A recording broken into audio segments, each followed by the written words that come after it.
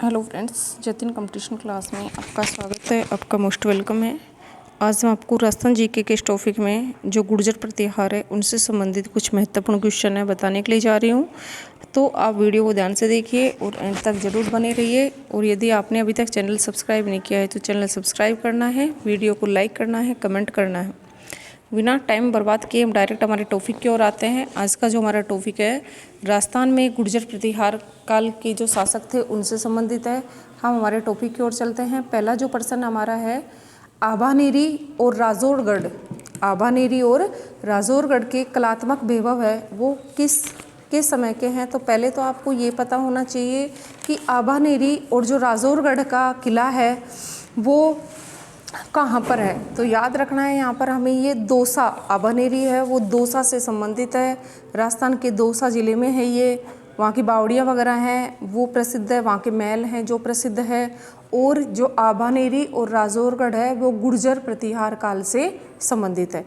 Next question हमारा second number का कि प्रतिहार वंश का जो अंतिम शासक था राजस्थान में वो कौन था। तो ये प्रतिहार वंश का मतलब है गुर्जर प्रतिहार ही है। तो प्रतिहार वंश का जो पहला शासक था उसका नाम तो हरिश्चंद्र था, जिसने राजस्थान में गुर्जर प्रतिहार वंश की स्थापना की थी। और इसका यहाँ क्वेश्चन में पूछा है अंतिम शासक। तो आपको याद रखना है राजस्थान में प्रतिहार वंश का जो अंतिम शासक आएगा वो आएगा यशपाल। कौन आएगा? यशपाल। नेक्स्ट क्वेश्चन की तरफ चलते हैं हम। तीसरे नंबर का क्वेश्चन है, महान कवि और संस्कृत नाटककार जो राजशेखर थे वो किसके दरबार से संबंधित थे। तो ये वाला क्वेश्चन है, एग्ज़ाम में कई बार पूछा गया है कि जो ये राजशेखर थे ये किसके काल से संबंधित थे। तो याद रखना है इसमें 6 नंबर का ऑप्शन है और जो महेंद्र पाल फर्स्ट है वो हमारा इस क्वेश्चन का सही उत्तर होगा। नेक्स्ट देखिए, चौथे नंबर का क्वेश्चन है कि प्रतिहार शिलालेखों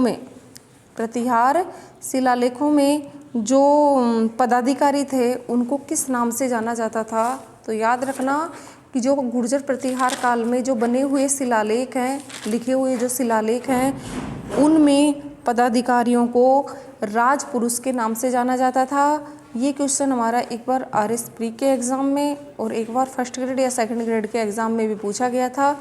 और आगे आने वाले एग्ज़ाम की दृष्टि से भी ये क्वेश्चन है जो वेरी मोस्ट इम्पोर्टेंट है। तो 1 नंबर का ऑप्शन है जो राजपुरुष है वो हमारे इस क्वेश्चन का सही उत्तर होगा। नेक्स्ट 5 नंबर का क्वेश्चन है कि राजस्थान में प्रतिहार वंश के संस्थापक, अभी मैंने आपको थोड़ी देर पहले बताया था कि जो प्रतिहार वंश का अंतिम शासक था उसका नाम तो था यशपाल, और प्रतिहार वंश का जो संस्थापक था गुर्जर प्रतिहार वंश का उस संस्थापक का नाम था हरिश्चंद्र। क्या नाम था? हरिश्चंद्र। और इस हरिश्चंद्र ने जो अपनी राजधानी बनवाई थी वो मंडोर को बनाई थी। और राजस्थान में आपको पता होना चाहिए कि जो मंडोर कस्बा है वो जोधपुर ज़िले में है। तो राजा हरिश्चंद्र ने गुर्जर प्रतिहार वंश की स्थापना है वो कहाँ पर की थी? जोधपुर में जगह का नाम है मंडोर, और उसी को उसने राजधानी बनाई थी। और जो अंतिम शासक था गुर्जर प्रतिहार वंश का उसका नाम था यशपाल।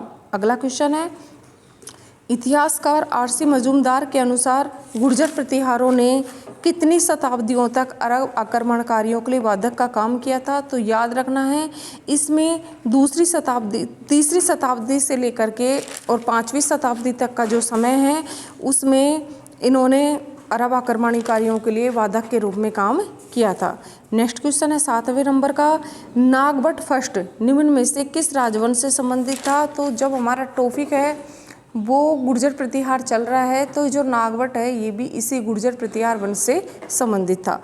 नेक्स्ट क्वेश्चन हमारा, किस प्रतिहार काल राजा के काल में ग्वालियर प्रशस्ति की रचना की गई थी। यानी ग्वालियर प्रशस्ति एक लेख का नाम है और इस ग्वालियर प्रशस्ति की जो रचना है वो भोज फर्स्ट के काल में की गई थी। और ये क्वेश्चन भी हमारे लिए एग्जाम की दृष्टि से काफ़ी इम्पोर्टेंट है। आप सभी इन क्वेश्चनों को ध्यान से देखिए और जहाँ पर भी आपको लगे कि ये आपके लिए ज़्यादा उपयुक्त है तो आप इन क्वेश्चनों का स्क्रीनशॉट भी ले सकते हैं।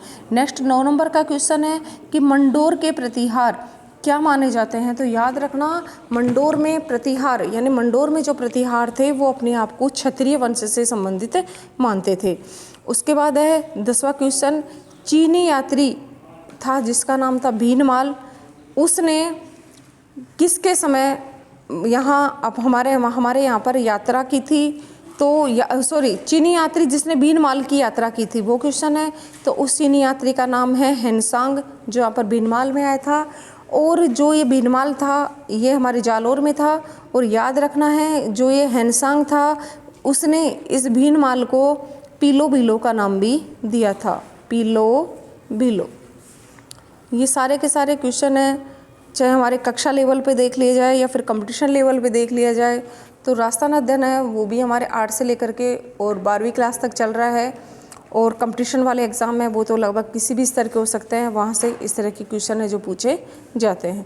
नेक्स्ट 11वें नंबर का क्वेश्चन है, निम्न में से किस प्रतिहार राजा ने आदि बराह की उपाधि धारण की थी। तो याद रखना है आपको, आदि बराह की जो उपाधि धारण करने वाला व्यक्ति था उसका नाम था मिहिर भोज। क्या नाम था उसका? मिहिर भोज। उसके बाद चलते हैं 12वें क्वेश्चन की ओर कि जोधपुर के निकट जो ओसिया है कि मंदिरों का समूह है वो किस काल की देन है। तो इस क्वेश्चन में भी आपको गुर्जर प्रतिहार करना है, जो हमें यहाँ पर 4 नंबर के ऑप्शन में दिखाई दे रहा है कि प्रतिहार वंश से वो संबंधित है। नेक्स्ट है हमारा 13वें नंबर का क्वेश्चन कि गुर्जरों को किस शासक ने पराजित किया था। यानी जो गुर्जर प्रतिहार वंश के राजा थे इनको किस शासक ने पराजित किया था। तो याद रखना है आपको कि गुर्जर प्रतिहारों को किस शासक ने पराजित किया था। उस शासक का नाम था प्रभाकर वर्धन, जो हमें 1 नंबर के ऑप्शन में दिखाई दे रहा है। नेक्स्ट क्वेश्चन है 14 नंबर का कि गुर्जर प्रतिहार शासक इस नाम से भी जाने जाते हैं। तो याद रखना, एक पृथ्वीराज रासो, चंद्रप्रदाय की एक किताब है पृथ्वीराज रासो, उसमें ये लिखा हुआ है कि माउंट आबू में गुरु वशिष्ठ ने एक यज्ञ करवाया था और उस यज्ञ कुंड से 4 राजवंशों की उत्पत्ति हुई थी और उस 4 राजवंशों में से ही एक अपना गुर्जर प्रतिहार था। तो इनको अग्निकुंड इस राजपूतों के नाम से भी जाना जाता है। 15वां क्वेश्चन है, प्रतिहार और पाल शासकों पर अपनी विजय की खुशी में ध्रुव ने गंगा और जमुना के चिन्हों को सम्मिलित किया था। किसमें किया था उसने? राष्ट्रकूट कुल चिन्ह में, जो 1 नंबर के ऑप्शन में हमें दिखाई दे रहा है। नेक्स्ट क्वेश्चन है 16 नंबर का कि गुर्जर प्रतिहार पाल और राष्ट्रकूट शासन केंद्रीय राजतंत्र नहीं थे। ये कथन बिल्कुल गलत है, क्योंकि जो पाल और राष्ट्रकूट शासक थे वो केंद्रीय राजतंत्र में संबंधित थे। नेक्स्ट क्वेश्चन है 17 नंबर का कि मुहणोत नैन्सी ने गुर्जर प्रतिहारों की कितनी शाखाओं का वर्णन किया है। तो ये प्रश्न भी वेरी मोस्ट इंपॉर्टेंट है। याद रखना, इस मुहणोत नैन्सी को राजस्थान का अबुल फजल कहा जाता है, यानी इसका उपनाम क्या है? राजस्थान का अबुल फजल। और इस व्यक्ति ने जो राजस्थान में प्रतिहारों की जो शाखाएं बताई थी वो बताई थी इसने 26, और जो हमें 3 नंबर के ऑप्शन में 7 नंबर के ऑप्शन में हमें दिखाई दे रहा है। उसके बाद चलते हैं 18वें क्वेश्चन की ओर। 18वां क्वेश्चन हमारा, प्रतिहार राजा नागभट्ट फर्स्ट की राजधानी कौन सी थी। तो याद रखना, जो प्रतिहार शासक था जिसका नाम है नागभट्ट फर्स्ट, उसकी जो राजधानी थी उसका नाम था उज्जैन, और जो उज्जैन है वर्तमान में MP में है। 19वें नंबर का क्वेश्चन है, राजस्थान में प्रतिहारों की सबसे प्राचीन और महत्वपूर्ण शाखा कौन सी थी। तो जहाँ पर सबसे पहले इसकी स्थापना हुई थी वो ही स्थान इससे संबंधित था और इस स्थान का नाम था मंडोर। और मंडोर मैंने पहले भी बताया था आपको, मंडोर राजस्थान के जोधपुर जिले से संबंधित है। और मंडोर का नाम है, याद करो, जो रावण था, रावण की पत्नी का नाम था मंदोदरी, और वो मंदोदरी अपने राजस्थान की थी, मंडोर कस्बे से संबंधित थी, और इसीलिए इस कस्बे का नाम है वो मंडोर रखा गया मंदोदरी के नाम पर। और मंदोदरी थी कौन? रावण की पत्नी। आगे देखो 20वां नंबर का क्वेश्चन है, वह गुर्जर प्रतिहार शासक जिसने कन्नौज विजय के उपलक्ष्य में परम भट्टारक महाराजा धीराज परमेश्वर की उपाधि धारण की थी, उस व्यक्ति का नाम था नागभट्ट सेकंड। ये क्वेश्चन भी आपको अच्छे से याद करना है। परम भट्टारक महाराजा धीराज की उपाधि किसने ली थी? नागभट्ट सेकंड ने। 21वें नंबर का क्वेश्चन है, प्रतिहार शासक महेंद्रपाल फर्स्ट और महीपाल का दरबारी कौन था। तो थोड़ी देर पहले भी आया था क्वेश्चन, उसका दरबारी था राजशेखर। 22वां क्वेश्चन है, प्रतिहार शासकों में रोहिल सिद्धि के नाम से किसको जाना जाता था। तो याद रखना, जो यहाँ पर संस्थापक है हरिश्चंद्र, उसी को रोहिल सिद्धि के नाम से जाना जाता था।